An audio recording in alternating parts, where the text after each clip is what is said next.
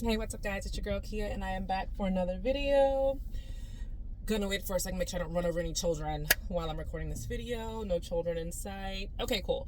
So I wanted to make this quick video. I'm so bad at the content game. I have decided, especially after some financial things, that I need to get better at my content creation and being more consistent when providing content to people. And what a better time than to do it while I am in the car.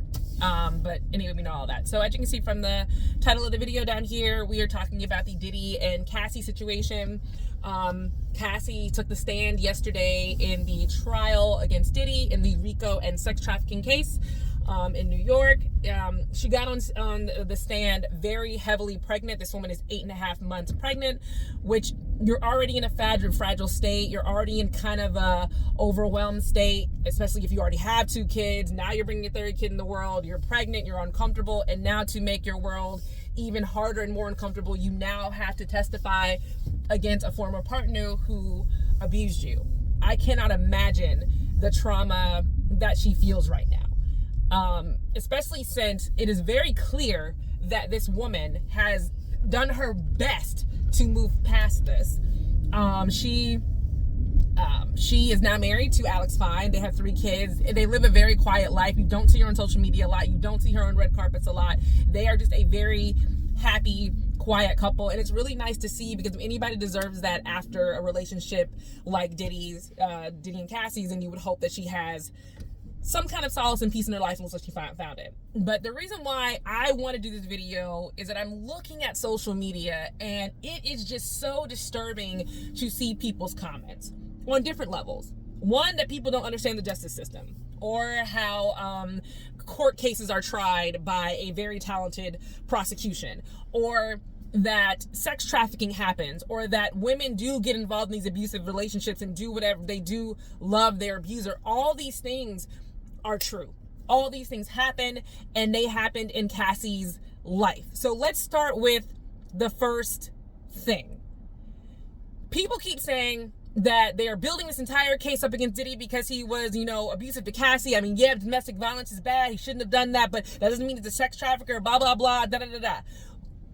People don't understand how court cases work and how cases are tried. I watch enough true crime. I read a lot of books. I have friends who are lawyers. So what they are doing is building a case. They are telling a story. What they're showing you now by having the video dropping first is basically what everybody, probably jurors first remember. Okay, that video took place. Okay, who's in that video?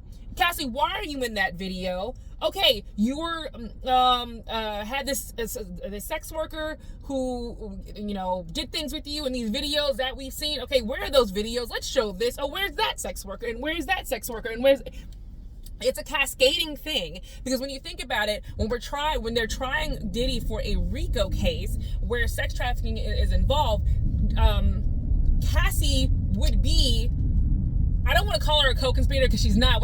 Cassie would have the absolute most knowledge of this happening, because not only was she there, but she was a participant in it. Not willingly, but she was a participant. So that's what they're trying to show, that she has knowledge of all of these things happen, from the drugs to the people to the acts to the things that Diddy liked, so they can have a list of all these things that Diddy liked, show the video and say, this goes back to her testimony here. This goes back to her testimony here. Oh, this sex worker said this with Cassie. Look, this is actually in the video. Oh, these drugs were bought from out of state and flown on this plane. All these things are in the deposition. So they have to build their case slowly. They can't just go, here's the bank accounts and it's RICO and da-da-da. They have to have reasons why this RICO case is happening. So when I see the comments and people are saying, oh, why is this about Cassie? This is about Cassie. Then they ain't got no case. They ain't got no case. They absolutely have a case. What people fail to understand is that federal prosecutors are not like the prosecutors in your local city, or even, in ADA or anything like that. Federal prosecutions have a 90+ conviction rate, and there's a reason for that. They don't just go and bust down your door because they heard from a friend's friend who found a small baggie of drugs, or a friend's friend who found this little mini sex tape, and I don't know what this is, so let's just blow up a whole bring up a whole RICO case. No, it takes them a very long time to develop a lot of evidence. And they slowly build that evidence, and they slowly build their case, and they talk to the prosecution, they talk to witnesses, they look at evidence, they look at everything, and then they bring it to trial.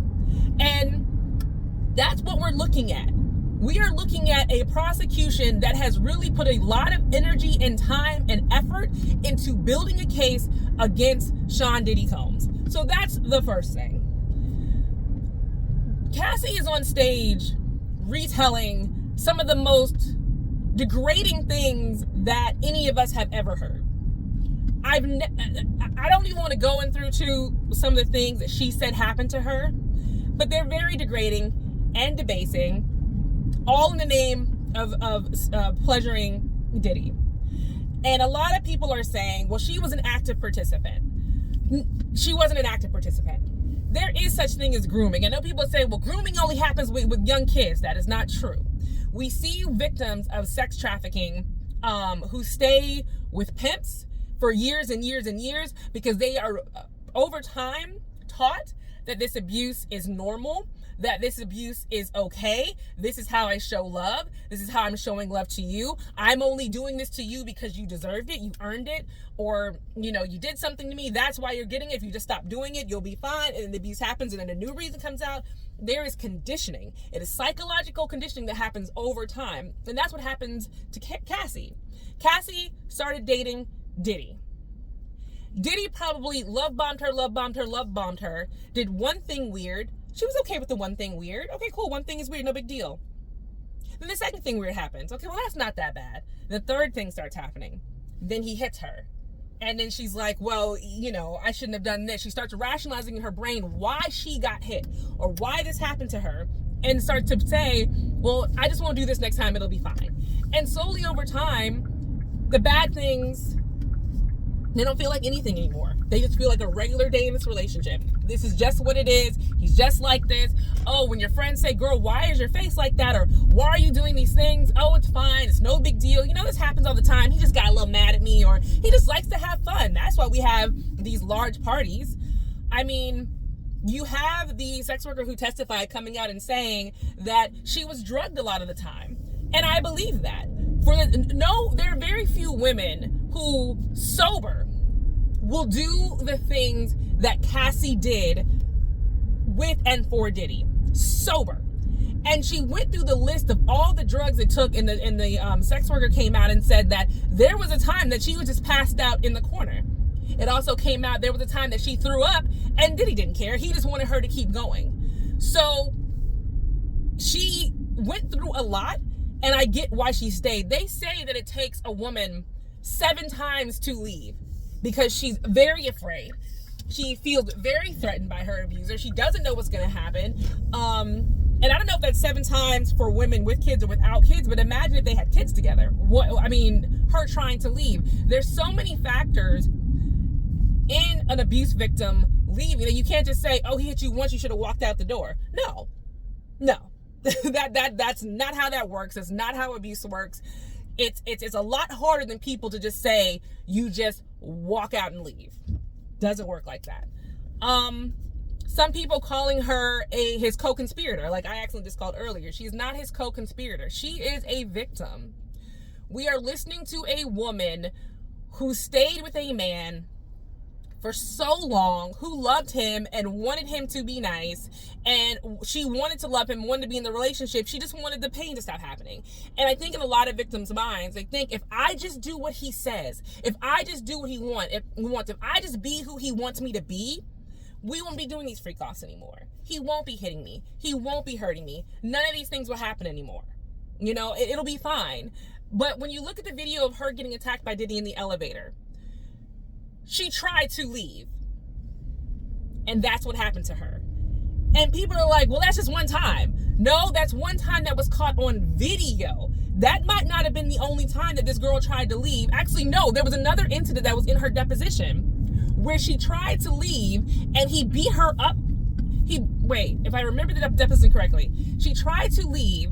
He attacked her, and then one of her friends was sent over to check on her, and the friend found her with a black eye and a messed up lip, and she ended up having to go somewhere for a couple of days to make sure her face all the way healed up.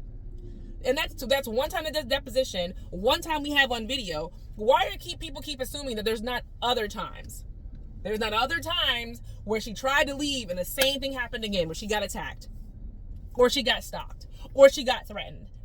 And she just decided to say, because, you know, I don't want to get hit. I don't want to get kicked. I don't want to get attacked. I don't want these things to happen to me. I don't have any choices. I don't have any options. The other thing that's really annoying to me is that people keep bringing up the $30 million settlement. Well, you got your money. Why are you still dragging this out if you got your money? So that's, let's talk about it.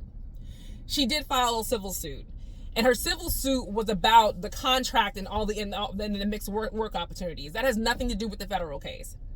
I have a really strong, distinct feeling that the federal case might have been already going on, and then they found out, or maybe she talked to, because what he's doing is a crime, she'd already talked to federal prosecutors, but she decided to sue him civilly because, again, that was a work contract that got messed up. That's why she was really suing, because of the work contract. And they had to show, well, why didn't you think this work contract didn't get completed? Why didn't he allow you to make the albums? Why didn't he allow you to blah, blah, blah? Okay, this is the 50 billion reasons why. And they just happen to be these awful, horrible things. And Diddy paid her. Diddy did not have to pay her. He could have fought her and whatever. He paid her in 24 hours. He paid that girl whatever money that she got, and she deserved it. Not because she got attacked. She deserved it because her career was promised all these albums she was going to do and this money she was going to make and touring and this and that, and none of these things ever came to fruition, and she ended up with nothing. She gave up her good years as an entertainer, not a singer. Cassie, I feel for you. You're strong. I stand with you, but you are not a good singer. You're not, and that's okay. But she gave all these years as an entertainer, being with Diddy, hoping for that little kernel that she was going to get, that her career was going to take off, because that's what he promised her, and those things didn't happen. The only reason why Cassie became famous is because she was Diddy's girlfriend, and that one song, You and Me. Other than that, there are no other big albums that Cassie came out. Nothing else happened. So she's suing for that purpose. Now, you know, should she be, does it muddy the waters that she filed against him civilly and now she is testifying federally? Yes, it muddies the waters, but it doesn't change the fact that she is very aware of all these horrible, awful things that he has done, that she has been witness to, and that happened to her directly. That is just what it is. You know, and I feel really bad for her husband, Alex Fine, because he is not allowed to be in the, they don't want him to be allowed to be inside of the courtroom, because he could also be called by a witness by the defense, because he was also around for these times, and he met Cassie as Diddy and Cassie's trainer, so he is privy to a lot of information. So I get why he can't be in the courtroom, because when you have somebody testifying, they can't listen to other stuff, because you don't want their testimony to be influenced. So I get that, but this makes it hard for her as a mother and as a wife and as a husband who wants to be there and support his spouse going through this awful, horrible thing that she really shouldn't have to go through. I'm almost 100% sure about how the defense is going to paint him and paint her, that she's just some slut or whore and he, you know, interrupted their happy relationship. But I think Alex has been, you know, very aware of things are going on, and I think he stepped into, probably just trained both of them as a trainer, and then saw something very bad going on and wanted to rescue her. You know, this is one of those times that white saviorism is good. You know, he stepped in and saved her and rescued her and brought her to a new, safe, and peaceful place where she is now. So it's all just very, very sad. My heart weeps for black men and black women right now. I mean, we have the Cassie Diddy case. We have, what else is going on? Oh, DDG and Haley. We have, there was something else. I'm sorry. Now my mind is blanking because I'm pulling into the parking lot of where I wanted to be. There was one more case that had just come out that, you know, oh, and everybody's talking about Tory Lanez and Meg Thee Stallion because Tory got stabbed, but it's just not a good time for people to stop supporting black women. It's like, it's okay to support us when we're doing something, like we're running for public office, or when we're doing something that makes you happy. But if it's something that makes you bad, now we're stupid, now we're liars, now we're this, now we're that. Now, you know, why would we believe you? Bitter baby mama syndrome. It's all these awful things when it could just be, these things happen to me. And I wasn't going to say anything about them, but now I have to because I don't know what else you want me to do. So that's my thoughts on the Diddy and Cassie situation. I'm really eager to hear what everybody else has to say. And again, like I said, my heart breaks for Cassie. And, you know, we got an 8-week trial coming up. That is a long time for them to be building a case on just Cassie. Let me just circle back. This is an 8-week long case. Estimated 8 weeks if there's not issues or this or that or you know, holdups or anything like that, or witnesses stop showing up to court. If this was just about Cassie being abused or other stuff, this trial would have been done in a week. Maybe not even a week. It would have been a 4-day trial. So for it to be 8 weeks, that means there's a lot more information that's just not out there and that hasn't been put out, but it will soon, and it'll be interesting to see what happens. So drop them in my comments. Let me know your thoughts. I'm eager to hear them. Like and subscribe to the channel, and I will catch you in the next video.